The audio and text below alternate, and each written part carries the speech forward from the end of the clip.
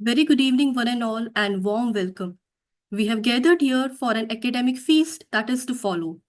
Today, 17th May, is observed as World Hypertension Day. And as we all know, in India, prevalence of hypertension is significant. Recent data suggest that approximately 28% of Indian adults suffer from hypertension. Alarmingly, 70% of these cases remain undiagnosed, and majority of those diagnosed patients do not achieve adequate blood pressure control, which further contributes to increase in hypertension mediated organ damage. Today we have with us experts from the field who will share practical clinical insights on managing hypertension. I have the pleasure and honor of welcoming and introducing our esteemed faculty. For the first talk on management of hypertension in the current era, we have Dr. Dr. Johan Christopher Sir with us. Sir is consultant cardiologist and is director of multimodality cardiac imaging care at Care Hospital, Hyderabad.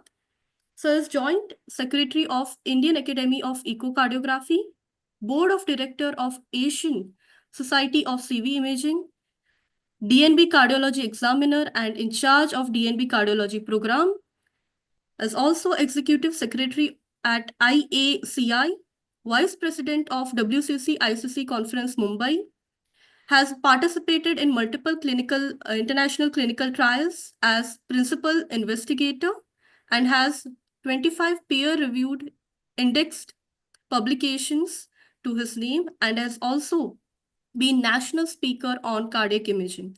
So we welcome Sir and we look forward to Sir's talk. For the second talk, we have on Cilnidipine telmisartan pragmatic combination for hypertension management. We have Professor Dr. Dinesh Kula sir. Sir is chairman and HOD of nephrology and renal transplant medicine at Max Super Speciality Hospital, New Delhi. Sir has been former president of Delhi Nephrology Society, has experience of over 5,000 kidney transplants, including ABO incompatible and complex and high-risk cases. Sir has done pioneering work in induction therapy in renal transplantations as well as in hemodiafiltrations. And the department has recognized as Center of Excellence by Fresenius Medical Care. Sir has authored multiple books, including Lupus Nephritis, Exploring Hypertension, and Sir has been a postgraduate teacher for over 25 years and founder of the DM Nephrology program in Nepal and lead investigator in landmark clinical trials, has over 120 publications and also recipient of multiple national awards and oration in nephrology. With this, we welcome Dr. Dinesh Kula sir. And now, without further ado, I hand over the session to our first esteemed speaker, Dr. Johan Christopher sir. Thank you, Dr. Chami, and good evening to everybody. I'll just share my slides. Hope they're visible. Yes, sir. Okay, without further ado, in the interest of time, again, thank you for this wonderful opportunity and this platform.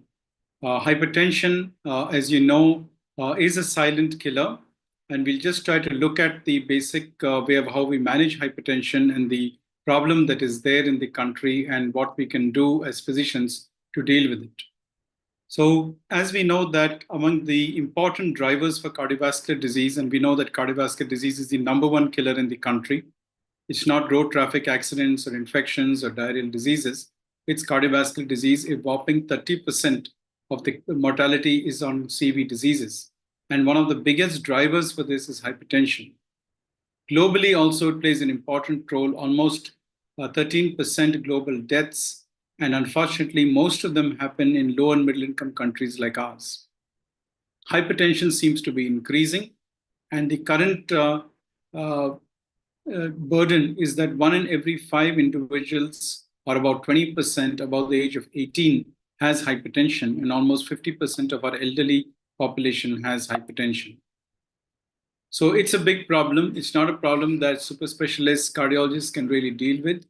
It's a problem that has to be dealt with throughout the medical faculty, whoever you are, whatever specialty you are. And most important, it requires a lot of education so that our patients and their caregivers can deal with it. So big problem in India as well. Large number, 220 million, 30% in women, almost 40% in men. Hypertension diagnosis is starting to happen. But what is really bad, and that reflects really badly on our community, is that less than 20% of those people who we diagnose it have adequate blood pressure control. While the diagnosis is increasing, the treatment is also started increasing, but that 17 to 20% is a really, really small number.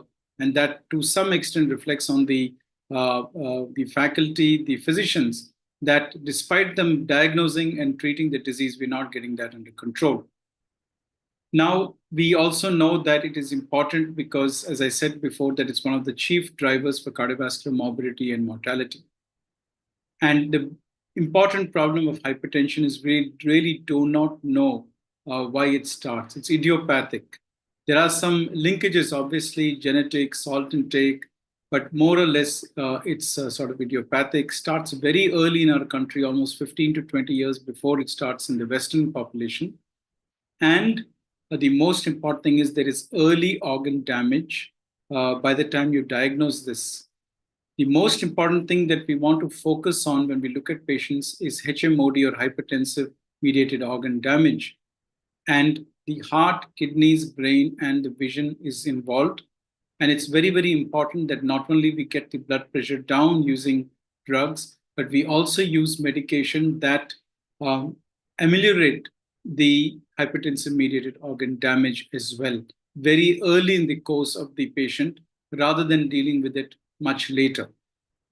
So when we look at the HMOD, the genotype and phenotype obviously matters. In stage 2, you start getting these signs, and these are signs that as physicians we need to check for. ECG showing LV hypertrophy, echocardiogram showing hypertrophy, urine albumin creatinine ratio, very important parameter to be done in all hypertensive patients. And that's a reflection of how important or dangerous the blood pressure is. Arterial stiffness on the central aortic blood pressure monitor, and obviously on the fundus, the retinopathy changes, grade 1 to 4 needs to be looked at. Atherosclerosis, anyway, the easy one that we do as cardiologists is a coronary calcium score. So all these are the HMODs. And if we look at them sequentially, serially in all our patients with hypertension, we'll be able to pick it up early, treat these things early, and use appropriate medication. Stage 3 is a place that we don't want to go. That's a place we already have damage, we have morbidity, and that's a place where reversal is almost impossible. So whether it's at the cardiac level, the brain level, kidney level, or the retinal level. Most important, I believe, is the blood pressure measurement instructions, and that's a nice document by the American Heart Association. We need to be cognizant of how we take the blood pressure, especially since we're advocating home blood pressure for a lot of our patients. So I think this is a nice little cartoon which shows 30 minutes before, at the time of taking blood pressure, and also checking the device. I usually tell my patients to get the machine, buy their online machine, and bring it every time they come so that we can calibrate it with our hospital machines. We know that mercury is going out of focus as we are a party to the Paris Declaration. So we need to get used to electronic machines. We need to calibrate them. We need to take at least 3 readings about 10 minutes apart and take an average of those readings to have the right blood pressure. I generally tell them to do it on every Sunday. That's the time when the caregiver also is at home. And that's a good time to check the blood pressure, the sugars, and the weight, document it in their OP book, and bring it for the next consultation. So this is a nice document, and this is something that we try to share with our patients. It's good to have the blood pressure at the same position if you're doing it sitting, at the same time of the day, to get a very even and consistent blood pressure. Most important is not just the blood pressure, but it is also the HMOD that we just talked about, which is very important when looking at a patient's risk. So I call it the KYC of the patient. We just don't treat a blood pressure, but you want to treat the patient. So the first thing you look at is what stage is he in? Is he stage 1, 2, or 3? Stage 1, obviously, the patients are at lower risk, and unless they are at about 160, the risk starts going up. Up to 150, you can look at various things. You can look at lifestyle modification, low dose drugs, single monotherapy, so on and so forth. Once they reach a stage 2, that's when they already have the HMOD, they have early kidney disease, or they also have diabetes. That's when you're really particular that right at the outset, at 130 by 85 blood pressure, you need to start taking care. You need to start dual therapy, combination therapy very early on, not waiting till the patient gets that 150 or 160 because he's already at risk because of end organ damage. And obviously, at stage 3, when he already has established disease in the coronary, established in the kidney or the retina, or he has a CVA, then he's very, very high risk right from the word go. So appropriate drugs which are specific to certain organs, specific to certain diseases, have to be started very early rather than the generic blood pressure medication. We need to be cognizant about white coat hypertension, especially. We need to be cognizant about the white coat hypertension also. This is a problem that patients who have, when they come into the hospital, they have high blood pressure readings, but at home it's normal. At the same time, while it seems to be a little innocuous, some of these patients also, because of these high BP variability, also develop HMOD. The other extreme is the mask hypertension, where they have normal office pressures but high home pressures. They also develop HMOD. So both these things, which were initially very innocuous, we used to ignore it and just talk about it. We need to look at these patients carefully. So we need to do the home-mediated blood pressure recording and also ambulatory blood pressure for these patients. That will give us a clue. Asymptomatic, generally, most patients, as I said, BP is a silent killer. But there are patients who will come with end organ symptoms, and we already discussed that. So whether it's chest pain, whether it's dizziness, or a pre-syncope, weakness of arms, legs, breathlessness, should be looked for. Physical examination should look for all the HMOD, starting with the retina. You need to carry your ophthalmoscope, make sure you look at it, or make sure the ophthalmologist sees these patients every 6 months. Look at the JVP, look for the S3. Look for pedal edema, look for any renal bruit. These are quick things that you can do in the office just to make sure that you're not dealing with any of the secondary blood pressure causes. And obviously, looking at the pulses are very important.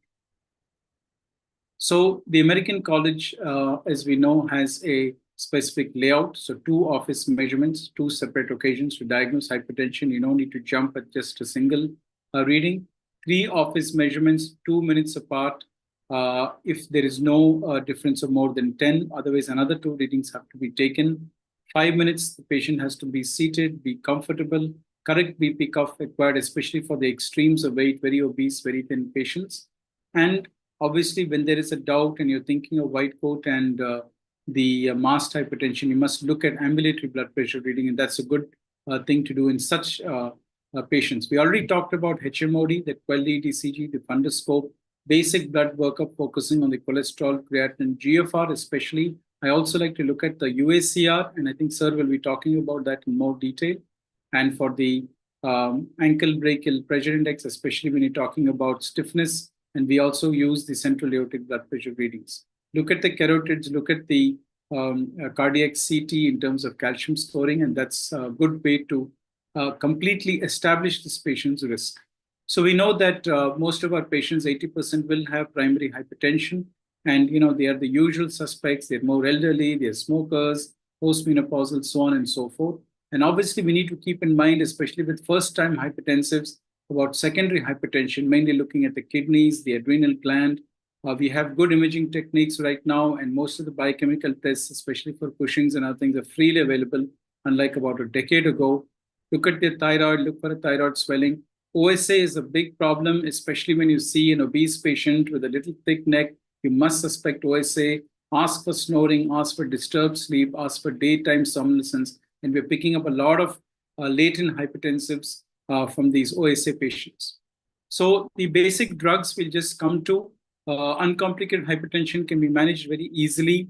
Generally, the thiazide-like diuretics are a good way to start, ACE or ARB or calcium channel blockers. Beta blockers have marked a resurgence in the recent past, and especially more for Southeast Asians, and we'll just come to that. It's very important to look for compelling indications and use those specific drugs, whether you're a diabetic, you have heart failure, you have ISH, or a microinfarction. Specific drugs have to be started early first compared to the generic drugs that we would start for a garden variety hypertension. Now, these are all the situations and diseases where you would use specific drugs. I'm not going to go into detail in the interest of time. Just suffice to say that when we have a little discussion, we can just include these. So the basic protocol is, in most situations, as I said before, after doing a KYC of your patient and looking at the risk, you want to start dual combination therapy. Monotherapy, you want to start in very few cases. Very low risk patient is a stage 1 hypertensive, no risk factors, mildly elevated blood pressure, maybe 140 by 90, single drug where you feel that just the high heart rate is driving the BP, that's fine. Patient has a very low normal BP but a high CV risk, then you can possibly use one of the drugs which will also assist in cardiac modeling or renal modeling. And of course, in a patient who's very elderly, frail patient, certainly that's a place where you could use monotherapy, but that's all a minority. In the large group of patients, we want to use a dual combination. The choices that have been given to us by various colleges and societies are an ACE or ARB to start off, especially as a young patient. You could add either a CCB or a diuretic, depending on what works for the patient. Especially Indian summers are hot, and adding a diuretic can cause hyponatremia. So I like to use a CCB, especially in the summertime, and then switch over to a diuretic, possibly in the wintertime. Once the patient goes to step 2, blood pressure still not controlled, then you want to add on the third drug. So it could be ACE or ARB is one choice, CCB and a diuretic. Generally, we prefer the thiazide-like diuretics. We would like to use chlorthalidone. We also have indapamide in our country now at a much cheaper price. It's made a big resurgence, and we want to use that drug because the level of hyponatremia is very low and it's a once-a-day drug. Then you want to identify those patients who are truly resistant. You want to check their home blood pressure meters. You want to do a ambulatory blood pressure, see if they're truly resistant, make sure they're adherent to the drugs, check their drugs, check with the caregiver, and then only label them. And that's a patient you would like to use an aldosterone antagonist. So if you have CAD of any kind, beta blockers have to be there. And then you can use an ACE or ARB. In our country, we would use an ARB. 80% of patients are on ARB and only 20% on the ACE. If they have angina, it's a good idea to use a calcium channel blocker. It's great for the smooth muscles, great for the coronaries. Without angina, if they don't respond, then you could add a diuretic, thiazide-like diuretic as well. CKD, Sir is going to talk about that, so I'm not going to step in. Suffice to say that ACE and ARB are going to be the first choices for you, including a thiazide-like diuretic. If the GFR is really low, less than 30, then the thiazide-like diuretics don't work. You'll have to use a loop diuretic. And I think Sir will add a lot of detail in that. SGLT2 is a great choice in that population of CKD because we know it has renal modeling. We know there are drugs like finerenone, especially if you have a USCR which is elevated, that also can be used and has some blood pressure properties. Now, once you have atrial fibrillation, again, that's a great place to start a beta blocker right in the beginning. And especially if their heart rate is high, more than 80, 85, beta blocker is the first choice to be used. And then you can cascade down with the other drugs. If the heart rates are less than 80, I would personally start a beta blocker still, but you could use non-dihydropyrin CCB. So either diltiazem or verapamil can be used because that will also control the rate for these patients. So the thrust here is that for most of your garden variety blood pressure patients, we want to use 2-drug therapy because we know that when you use 2-drug therapy, you're going to use lower doses, therefore the adverse effects is low. Most important, both of them have a synergistic capability, and therefore you get the best of 2 worlds. So 2-drug therapy is the way to go, and some of our senior colleagues have been doing it for the last decade or so, but now the Western societies have also caught on, and now they're putting that in the guidelines. So 2-drug therapy is the norm today, and all the data is also clearly telling that you're going to reach the target earlier, and you're going to also get reduction in CV events. The twin problem of adverse effects come down as well as efficacy gets better because most of the time blood pressure is not due to a single cause. We know the 3 drivers of blood pressure are the renin-angiotensin system, the systemic vessels vasoconstriction, and also the sympathomimetic system. So usually all three are in play in most patients. Very rarely you will have a single thing. So the combination of beta blocker, ACE inhibitor, and CCB are a great way to really control all these patients. So always look at the whole patient, and the Petra study clearly showed that along with blood pressure, please look at the sugars, please look at the cholesterols, add those drugs as well. Look for OSA, treat those patients. Only then you're going to get complete control. Look at the patient, don't look at the pressure. Do a KYC. I've already given you the map where we're looking at the stages of hypertension and the HMOD. And based on both of them, then you take a call on which drug to use, how early to use, how much of lifestyle can you just give this patient. Certainly you can give it if it's stage 1 and no HMOD, but you don't want to try lifestyle therapy alone in a patient who's very, very high risk. So in conclusion, diagnosis is important. The blood pressure machine is easy, home blood pressure machine, and also the ambulatory pressure is very important. Treat them early, start early. Indian patients are mostly not very conversant with lifestyle. It's very difficult to advocate only lifestyle, unlike in the European and North American countries. So it's a good idea to start drugs early because we know that we're not doing well. 13 to 17% is our control. That's not a good thing. So I think early combination therapy is the way to go. It's there in all the guidelines across the Atlantic. And there is data, there is trials and real world data supporting the use of combination therapy low dose, where you get the big dual benefit of blood pressure reduction, you get low adverse effects of both the drugs, and the synergistic combination is synergistic on the pathways for blood pressure. Tailored treatment based on compelling indications is important. So know your patient well, whether he has an ACVD, whether he has a CKD, whether he has OSA, whether he has COPD. Look at all these, map the patient initially in the first 1 or 2 visits, and only then set them up with the blood pressure drugs. We've got a lot of drugs available in the market, freely available. The prices have come down thanks to the Indian pharma industry. A big shout out to them for getting some very good drugs at good prices. Most important, have a guideline directed, patient centered care, and make sure all your patients, irrespective of the Schultz status, get the best kind of treatment. Thank you very much for your kind listening. Thank you, sir, for your wonderful presentation. Now we invite Professor Dr. Dinesh Kular, sir, for his talk.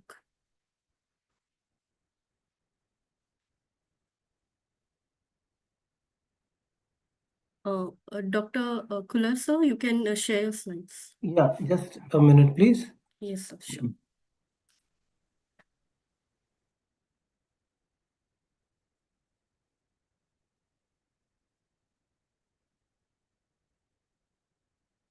Are the slides visible? Yes, sir. They are not yet on full screen mode, but they are visible. Now? Yes, sir. Now visible. Yeah.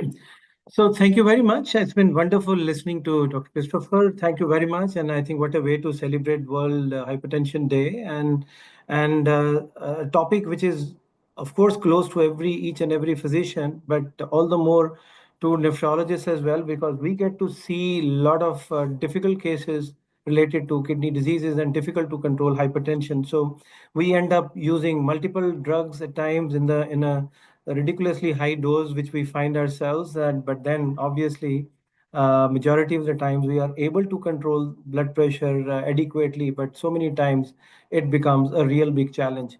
So with that in mind, let me take it further from where Dr. Johan left, and I think he's given a very nice overview of how to approach a given patient of hypertension with the way we should be treating them. Well, I'm going to talk about a combination, and a combination keeping in mind the usefulness and the practicality of combining two very effective tools while managing a given case of hypertension, and the pragmatic combination which is there when we are dealing a case of hypertension via calcium channel blocker and an angiotensin receptor blocker combination. And certainly over the years, the combination of cilnidipine and telmisartan has become a huge favorite, at least in this part of the world. And we as Indians have become really, I would say, overly fond of this combination for the sheer reason that we have found science in it, we have found convenience in it, safety and efficacy. So over the next few minutes, I'm going to talk about what typically goes on in our mind as nephrologists. But then obviously I'll keep the kind of discussion which the previous speaker was referring to for the discussion part, because I've deliberately not going into the details of what a typical nephrologist would be doing while managing hypertension. I'll leave it for the discussion part.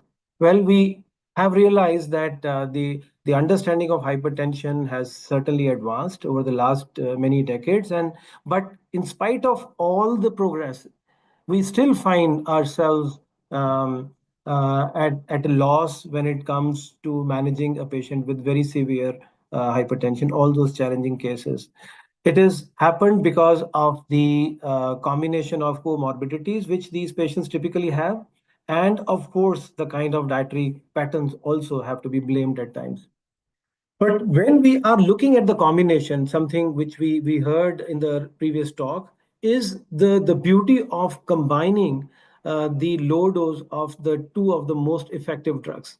And when it comes to managing hypertension, obviously the first thing comes to mind is either a RAS inhibitor or a calcium channel blocker. And here, as you can see, there is a reason behind it because they are complementary. On one hand, you find that the ARBs, and especially via their effect on the AT1 receptors, they ameliorate the vasoconstriction as well as the aldosterone secretion, obviously leading on to reduced blood pressure, which by itself may suffice at times, but not many at times. So you would need either to increase the dose of ARBs to achieve that, which of course will come at some kind of side effects, especially in people who have worsening renal insufficiency, and you can always expect some degree of hyperkalemia in these patients.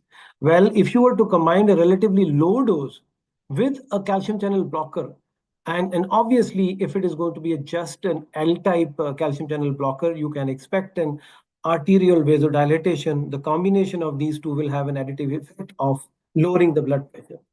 But when you why you are looking at such a combination is because of the fact that people found the typical nagging effect with the calcium channel blocker was the ankle edema, and that would scare many of our patients quite a lot, and certainly it becomes a nightmare to be able to continue with calcium channel blockers with an increasing edema in these patients. So it has been found when you combine an ARB with a calcium channel blocker, the combination may actually be in causing fewer side effects as compared to a higher dose of an individual.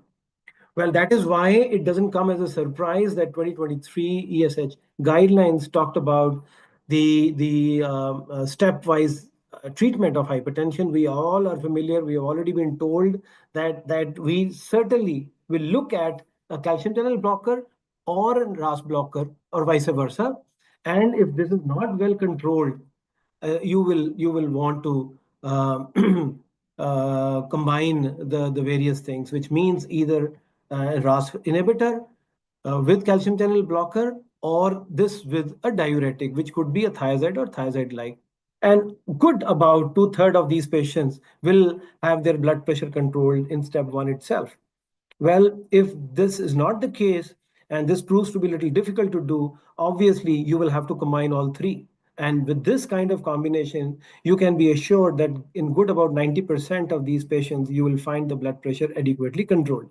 And then, of course, if we all have to be reminded of the fact that it is not just about controlling blood pressure, it is about controlling it to the desired level as to the guidelines directed goals.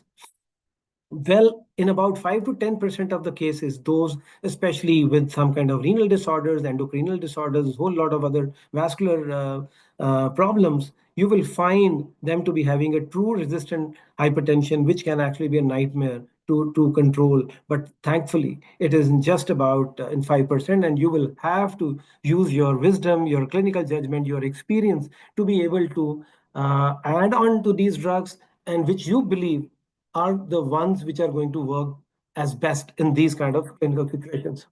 And in moving a step further, in 2024 ESC guidelines for the management of hypertension, it's now the emphasis on a low dose of everything. So if you were to use a low dose of RAS inhibitors, of calcium channel blockers, or diuretics, you probably would be experiencing fewer side effects in your patients. And you must have a follow-up of at least 1 year, preferably at 1 month, if it is possible and patient is compliant enough. If that doesn't happen, then obviously it's going to be a combination of all three, as has already been pointed out, even in 2023 guidelines. And again, the guidelines say that you should follow them up at least every year, and then preferably at 1 month. And again, if the blood pressure is not controlled even now, you will have to now go on to the maximally tolerated dose, again bringing in a lot of your personal experience and guideline directed as to what can you use as the next best agent, because every clinical situation when it comes to resistant hypertensions will be different and peculiar, and you have to have those typical additional agents in hand, as was talked about the resurgence of role of beta blockers, because we know it's just not about patients with cardiovascular disease. It's also many other varieties of hypertension where you believe there is a sympathetic overactivity and you would want to curtail it via the help of beta blockers.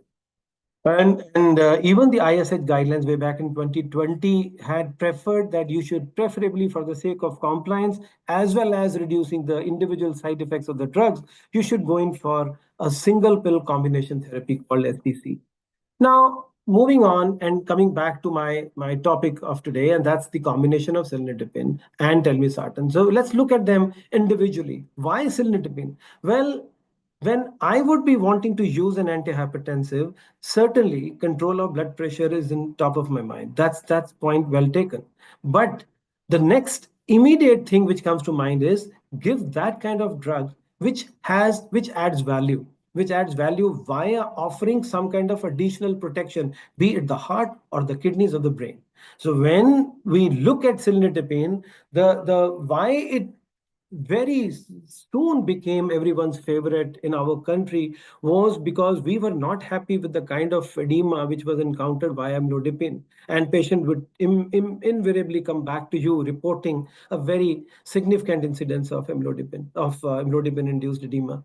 Not the case with cilnidipine. Initially the criticism was that maybe it is not efficacious enough to cause that kind of side effect. Well, we now know that even with the relatively higher doses of cilnidipine, which proved to be fairly effective, you do not encounter that kind of edema. So which goes against the initial apprehension and the criticism and the skepticism which we faced while talking about the positive effects of cilnidipine. And of course, it has shown to be effective in the elderly because it effectively reduces vascular resistance and controls blood pressure as effectively as any other calcium channel blocker. But what is important to remember here is its additional effect on the sympathetic nervous system, and I'll come back to that and talk about, as is shown in this slide. As you can see on the left-hand panel, the cilnidipine, via its action on the L type, we know cilnidipine acts on both the L and the N type channels, calcium channels. If on the left-hand side, the L is true for any calcium channel blocker, will cause vasorelaxation, vasodilatation, while on the right-hand panel, you can find the action on the N type, whereby you can expect some positive effects via blockage of sympathetic overactivity. And here, via its effect on norepinephrine, you can expect a significant further deterioration, improvement in the blood pressure. And of course, it also has to some extent an effect on the renin-angiotensin system as well. Well, that's the beauty. Well, when it controls both L and N type, you can expect there is effective role which it plays at the capillary level as well. So you may expect a significant lower incidence of edema as compared to other calcium channel blockers, especially nifedipine and amlodipine. So it's a win-win situation. That's when we are talking about cilnidipine alone. and its positive effects as compared to the other calcium channel blockers, especially the older ones, where, as you can see one more time, that it has a dual action via its action on the L type and the N type channel. Well, when it is compared, as you can see, it's a reiteration of the same thing, that there is you can expect a reduction in the sympathetic nervous activity, as well as lowered aldosterone levels and significantly improved cardiorenal markers. So this is what I was talking about. It is not just about controlling the blood pressure, but it is adding value to it. Adding value means it is offering some kind of protection via its action on the sympathetic nervous system, and also it is offering a cardio as well as renal protection. So obviously, it certainly is going to be preferred when you are wanting to offer renal protection, especially if your patient already has some degree of proteinuria or has a significant sympathetic over activation.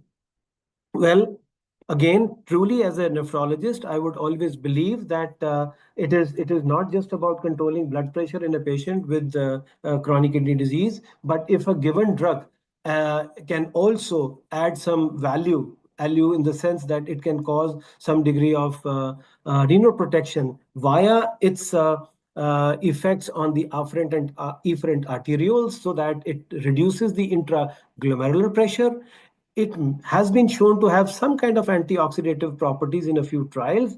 It also, as I shown earlier, could be having some positive effect on the intrarenal renin-angiotensin system activation, and ultimately it leads on to mitigation of podocytopathy, which is what is causing albuminuria in these patients. So if your patient can get this additional protection, obviously cilnidipine becomes my go-to calcium channel blocker. Now, this has also been shown via the J-Circle trial. When they shifted these patients of amlodipine to cilnidipine, there was a positive effect on the urinary albumin creatinine ratio.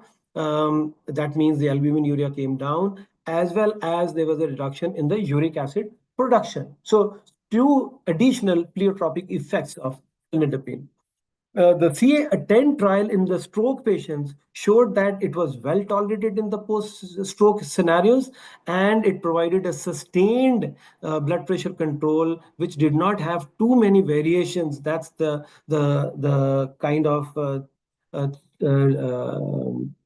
thing you want to achieve in a patient immediately post-stroke period. So this could be a very useful a calcium channel blocker in patients who have recently had stroke and have a difficult to control blood pressure. The on-target, the key highlights there were that telmisartan was non-inferior to ramipril. So now we are wanting to know whether the angiotensin receptor blockers can be compared to ACE inhibitors or not. So it all started with the on-target trial, and that was in the diabetics, whereby on one hand it was shown that they are comparable to ACE inhibitors. And then obviously, the way we compare amlodipine and cilnidipine, and the first thing which comes to mind is the risk of edema. And when you are wanting to compare an ACE inhibitor with angiotensin receptor blocker, the first thing which comes to mind is that dry cough, which can be very, very troublesome at times. So if a drug is equally efficacious to the comparator arm and yet does not have that kind of incidence of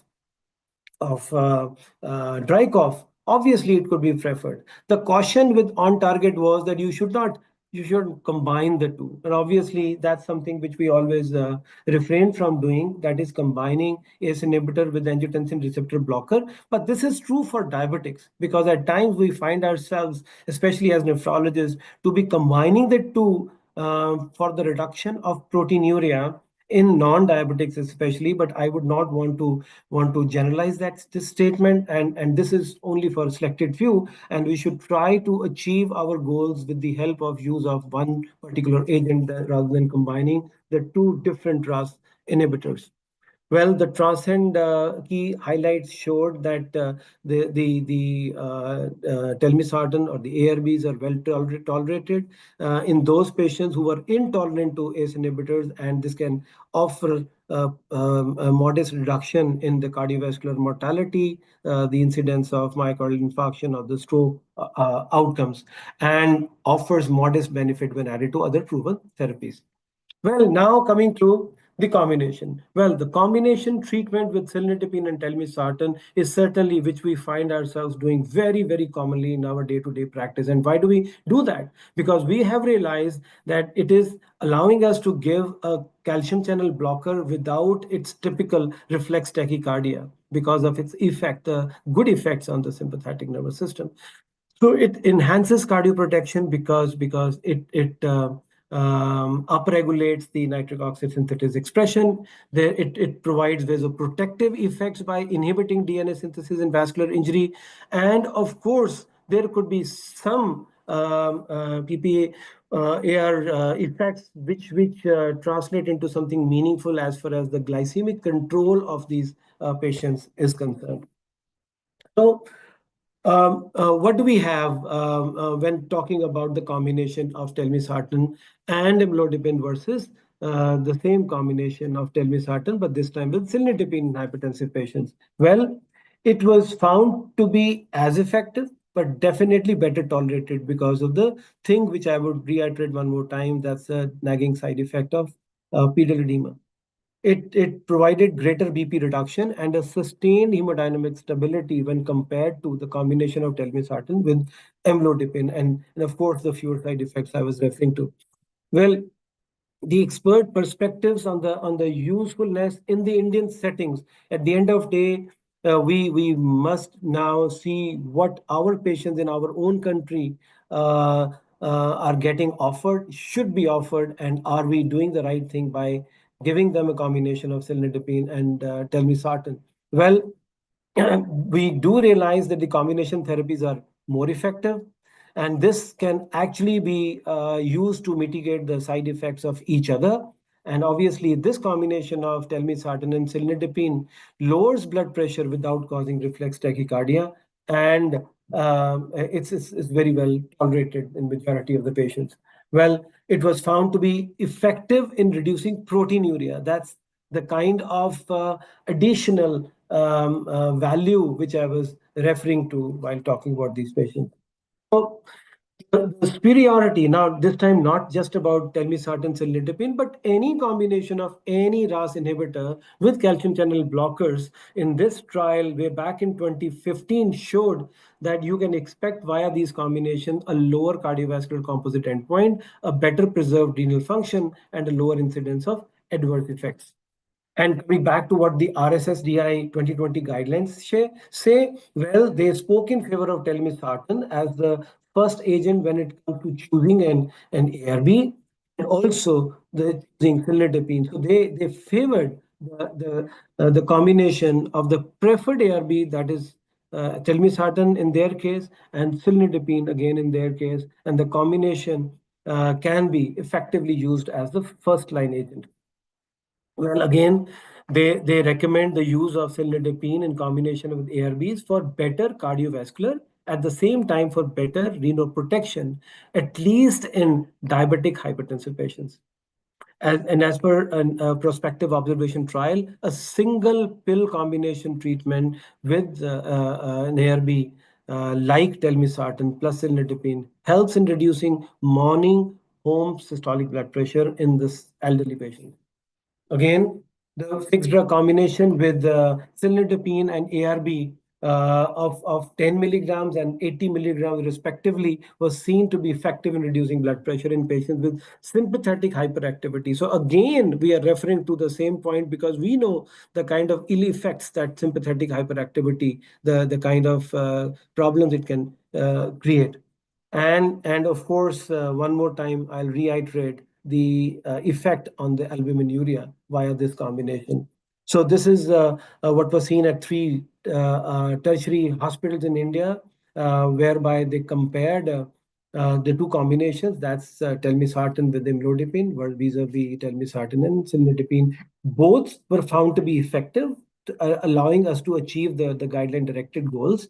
But the telmisartan cilnidipine showed a significant reduction in the aortic augmentation index. And of course, the other thing which we tried to look at was the heart rate, which remained unchanged. So some subtle advantages of this combination over the time-tested combination of and calcium channel blocker, that's imlodipine, with an angiotensin receptor blocker, an ACE inhibitor. Well, of course, you can expect a lesser incidence of pedal edema when you are using cilnidipine as compared to amlodipine.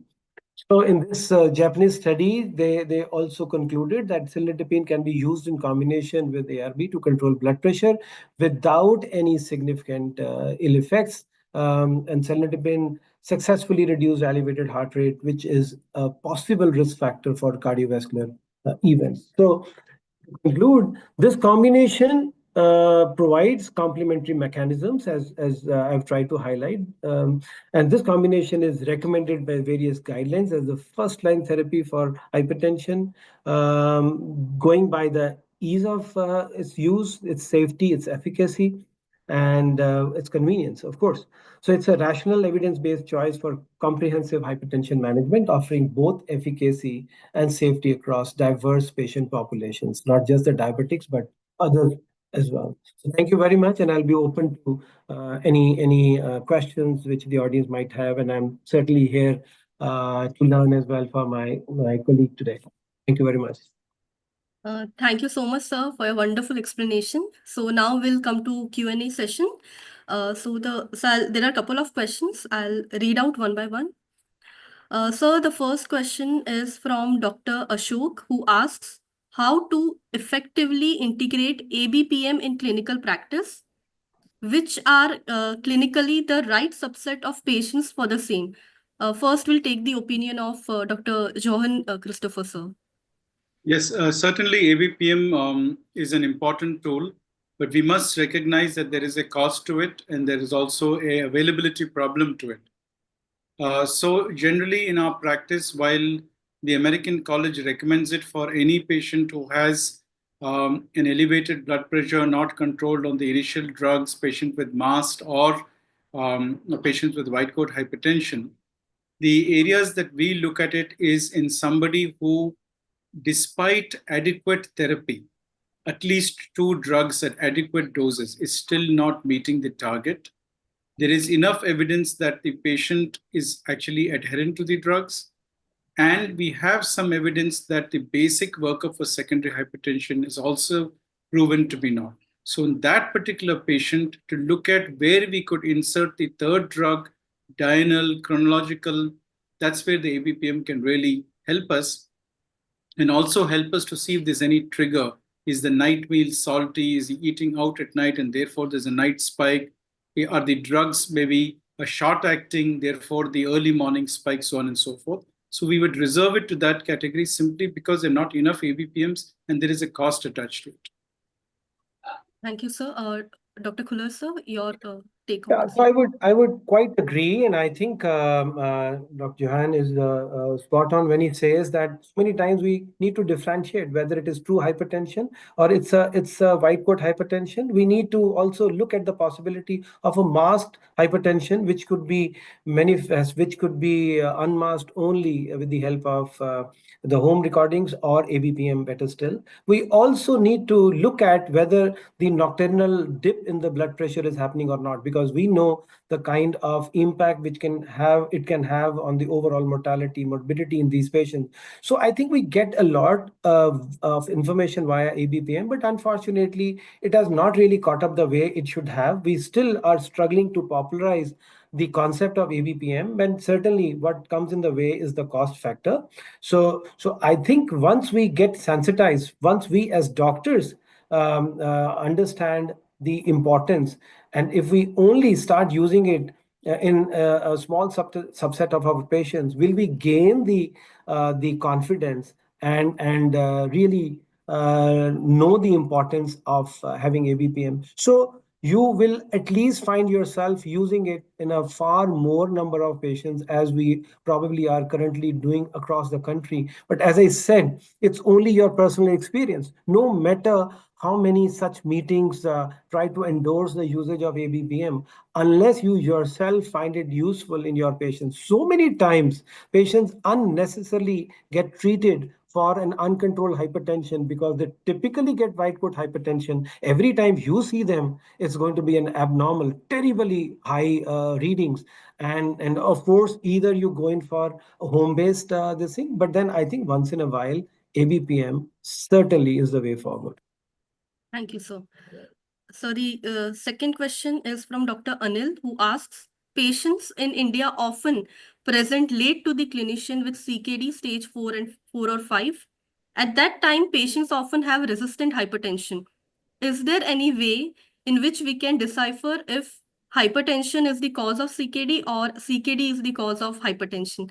Dr. Kular, sir, to you first. So I can see Dr. Jahan smiling. He understands the difficult question which has been posed to the poor nephrologist today. So it's a chicken and egg situation which we follow. But I think on a serious note, let me tell you what goes in my mind trying to figure out which came in first.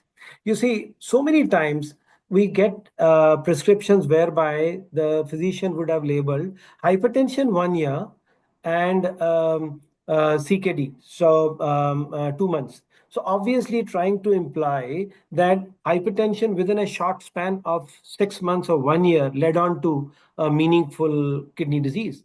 Well, that may not be the case in majority of the cases. What it means is if it is essential hypertension causing chronic kidney disease, ordinarily it will take number of years. But if both the things happen at around the same time, you can be reasonably sure that it was actually the hypertension to be, or the chronic kidney disease to begin with, or a glomerular disease. The typical example in our country these days is IgA nephropathy. It is rampant. The incidence is on the rise. And that is why if we typically see a young hypertensive, I'm not saying that a young hypertensive cannot have a primary hypertension or essential hypertension. Majority of the times, there is going to be a cause, and that cause could be renal. So, if both the things happen at the same time, the answer in all probability is it was kidney disease to begin with, causing secondary hypertension. Now, on top of that, if this patient has albuminuria, has some subtle findings on ultrasound as far as the echogenicity is concerned, and maybe some additional component of anemia or an elevation of parathyroid hormone, you can believe that it was a chronic kidney disease to begin with. But I think in today's context, on a World Hypertension Day, I would rather try to share my thoughts on how best to manage these patients who reach to us at a late stage. So what it means is uh, the kind of optimism you should have in an effective class called RAS inhibitors. So many times, the moment renal insufficiency happens, everyone would tend to stop ACE inhibitors or angiotensin receptor blockers. I today would make a serious request to everyone that please do not do that because it's a proven beyond doubt that RAS inhibitors offer not just a control of blood pressure, but they offer renal protection, they offer cardiovascular protection. If you are very sure that your patient is going to come back to you with another report of potassium, potassium is the only thing which will scare me from having a continued faith in RAS blockers. If the potassium is normal, and if you believe you can monitor your given patient's KFTs as including potassium, I think if the patient is already on them, continue it. If it is not on them, give them a benefit of doubt, especially if the patient has uncontrolled blood pressure, especially if the proteinuria is there. And this is something which we nowadays do even for our patients who are already on dialysis. So something which was unimaginable till about, I would say, a decade ago or a couple of decades ago, in my case included, I find myself using liberally RAS inhibitors till quite late. And when it comes to cilnidipine, there is no objection to that because calcium channel blockers are something which you can freely use, regardless of the kind of clinical situation most of the times. Thank you, sir.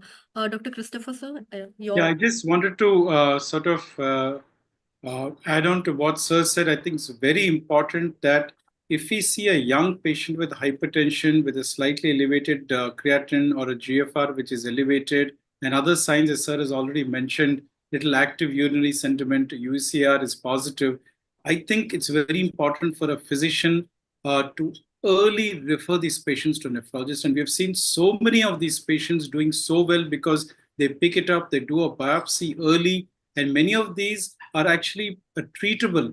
They're treatable, and patients come back to normal. So I think these are not patients that we should be sitting with. Renal diseases are very well managed by the nephrologist. We need to refer these early, and you can just get back these patients. That's one thing. The second thing, just to reaffirm what Sir said about ACE inhibitors, I think we need to unlearn our fear as physicians about ACE and ARBs. In India, obviously, we use more ARBs, but we need to just unlearn that fear, and we need to give in to use it because they are actually disease modifying drugs and they really work on the kidney. And we know that kidney is the seat for hypertension. If there's one organ that regulates hypertension, it's the kidney.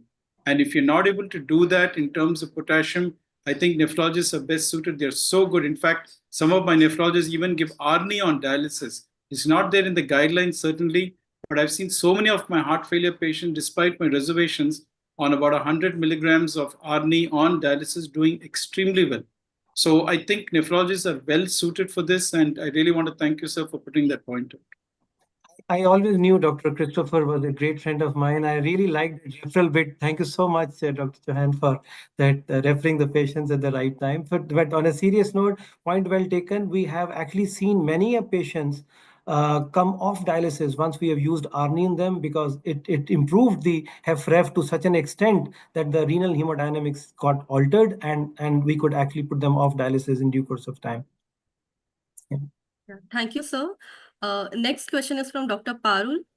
She asks, guidelines usually mention either ARB plus CCB or ARB plus diuretics as first line for most patients with essential hypertension. So, other than patients with underlying CAD, are there any other patient subset who will benefit more from ARB plus CCB combination over ARB plus diuretic combinations? So, Dr. Johan Christopher, sir, your take. Yeah, so the question is about ARB CCB versus ARB diuretics. Diuretic. Yes, Yeah. yes. Just want to add on that Indians have a lot of sympathomimetic activity. I think the last study, Indian heart study, showed 60%, and that was on physicians. You can well imagine what's in the general population. Don't ever discount beta blockers in this whole hypertension thing because the Westerners don't have that kind of activity. They're calm, fairly well composed people compared to Southeast Asians. So beta blockers have a great role. In fact, they have a role as even monotherapy. So just stating that, although the guidelines don't show beta blockers to be used very early on, just want to put that out for Southeast Asians. Big role for beta blockers. And of course, as cardiologists, we like to use it in every situation. But coming to this, the issue about CCB versus diuretic, certainly there are patients who are elderly, who are not nutritionally well off. Oral intake is poor. The summertime especially, that's the kind of place where I don't want to use a diuretic in any form, even the thiazide-like diuretics, even indapamide, as I talked to you before, although it's very safe. I would rather go with a CCB in that population. And also, if the patient does not have any manifest of salt, a sort of overloaded state like peal edema, JVP, S3. So when I have all these things absent, certainly don't want to use a diuretic. And of course, as Sir said very rightly in his talk, that CCB, telmisartan, is a great combination, very synergistic, and it's got that heart rate decreasing capability, which diuretics really don't have. Diuretics actually causes a little bit of tachycardia, which is not good for patient with underlying ASCVD. But certainly in the young patient who's obese, who's not into diets, having a lot of salt outside, has manifestation of salt overload, peal edema, things like that. So that's when I think a chlorthalidone or a thiazide-like diuretic will be used. Thank you, sir. I think Dr. Dr. Kul. Chami, just Yes. to add to that point, I think he's very nicely made a summary of what typically be addressed when you are managing? Well, you see, it's also to do something with the patient's salt intake. If no matter how hard you try and they do not become compliant to the restriction of salt intake, I think probably addition of diuretics may help in that subset of patients. As such, we take, as Indians, a lot of salt.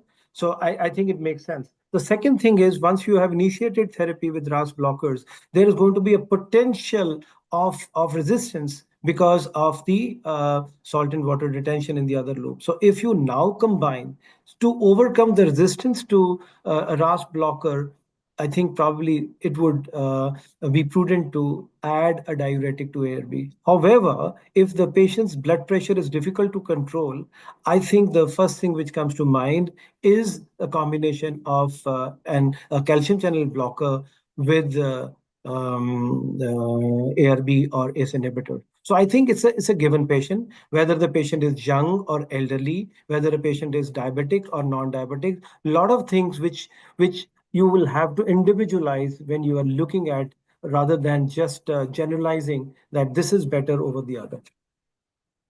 Thank you, sir. Next question is from Dr. Avni. So, what is the current role of renal artery denervation in hypertension? Where and when to use? So, Dr. Khula, sir, your take So for that. there have been a lot of debates, you see. We've been talking about renal denervation for almost like 10 to 15 years. The simplicity trials 1, 2, and 3. So there was the negative trials initially, the first one, the second ones, the all our initial optimism waned, and we there were not too many takers as far as renal denervation is concerned. But the scenario again changed with the last of the trials that three, and now again we are revisiting renal denervation. Probably our techniques have become better, our understanding of what we are wanting to achieve via renal denervation has become better, because when it does the trick, you really thank your stars that you could actually subject your patients to renal denervation, because at times it's so very frustrating not being able to control the patient's blood pressure, no matter how hard you've tried, until their blood pressure is always in the scary ranges. But if you have people with good experience or renal denervation and you have the right kind of patient selection, I'm sure a few specialties like ours as nephrologists would continue to require the services of renal denervation. And I'm sure there's going to be more and more talk about renal denervation in the years to come. Thank you, sir. Dr. Christopher, sir. Yeah, I think sir has put it very well. And although there is this debate still running, I'm sure that there are going to be patients who are just not responsive to 3 or 4 drug therapy. Catheters are getting better. Specialized catheters are out there. Our experience is getting better. Interventional radiologists, cardiologists, or whoever is doing it. And in that very specific subset in a center which is doing a lot of it, the results are really good. Centers which just occasionally dabble in it like anything else, the results are very iffy. But certainly, as sir said, there are going to be those patients who just don't respond to whatever we do. Renal denervation as a mechanistic model works. That's been very clear. Who's going to respond, who doesn't, is not clear. So in the very specific patient where you've outdone all your medical therapy and lifestyle, I think this is a great add-on therapy, and we have to use it wisely only in a high volume center. That's what works. Thank you, sir. Now we just have last two questions. So this one question is from Dr. Neeraj. Hypertension with AF, atrial fibrillation, your clinical pulse for management of this patient. Dr. Christopher, sir, your views on this thing. Yeah, I think AF and hypertension is an issue, especially when it's long-standing elderly. We have atrial remodeling, and we started looking at the atria now more than the ventricle. And there are two things that we look at. One is the left atrial size, and we're now looking at left atrial function as the reservoir, and we're also looking at LA strain. So if you're going to have a dilated left atrium, if you're going to have a low LA strain in terms of very positive GLP values, then this is a patient who is certainly going to develop AF. And we know the dangers of AF. the big problem of stroke, the issues of anticoagulation, so on and so forth. So LA size, LA function is an important thing that we look on very early. And Beta blockers, again, this is a great area where a combination of an ARB, which is very good for atrial remodeling, and a beta blocker, which certainly gets that rate down. It's very good for both the rate on exertion and as well as controlling heart rate at rest. Our initial use was with digoxin. It's good for just heart rate reduction at rest. But we know that beta blockers are better drugs, better tolerated. We don't have to worry about ditch toxicity, potassium, so on. And we've got excellent beta blockers like bisoprolol, which is once daily, very specific, cardio-selective, and also the bioavailability is good, and the blood pressure variability is very low. So I would believe that if there is one place where a beta blocker should be used within ARB, and that is hypertension with atrial fibrillation. Certainly never forget to use anticoagulation, especially with a NOAC. Thank you, sir. Dr. Kular, sir, your views? Yeah, I think Dr. Christopher is in a better position to guide us about the atrial fibrillation. But then, yes, we do see a lot of it in our patients with chronic kidney disease, the HFpEF patients especially, because that's where we get to see a lot of overlap between chronic kidney disease, obesity, atrial fibrillation, etc. Point well taken that we should always never forget to put them on oral anticoagulants, especially the NOACs. And we as nephrologists rely a lot on apixaban because of the ease in patients with more advanced kidney disease. And I think we at the same time should be looking at targeting the cardiac remodeling. We have effective tools.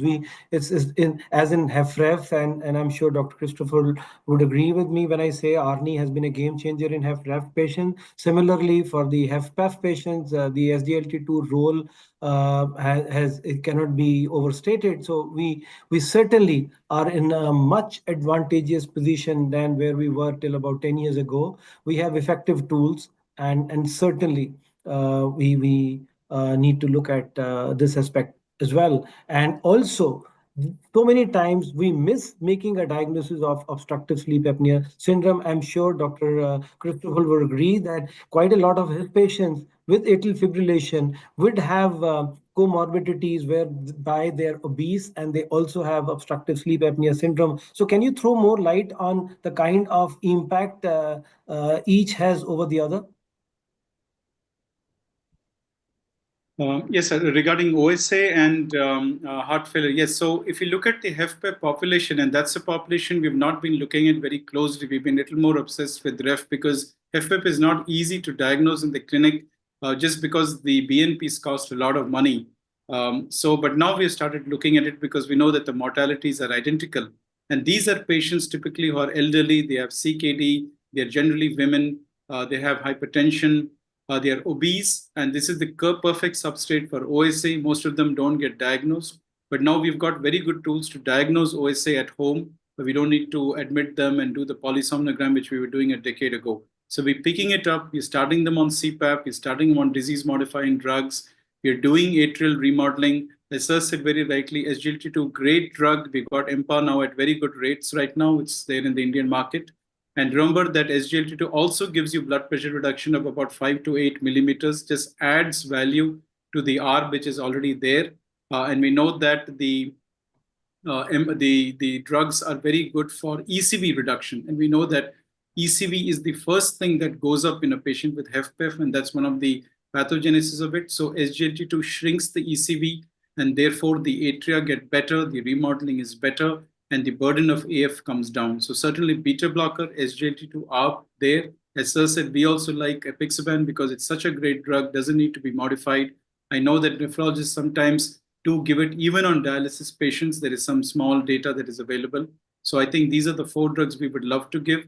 And we are picking up a lot of this. Our country is getting obese. I think it's almost up to 40% right now with all ages. So we need to have a lookout on OSA, check these people. And just like ambulatory, I think the pharma industry should help us with the tools for OSA to pick these up.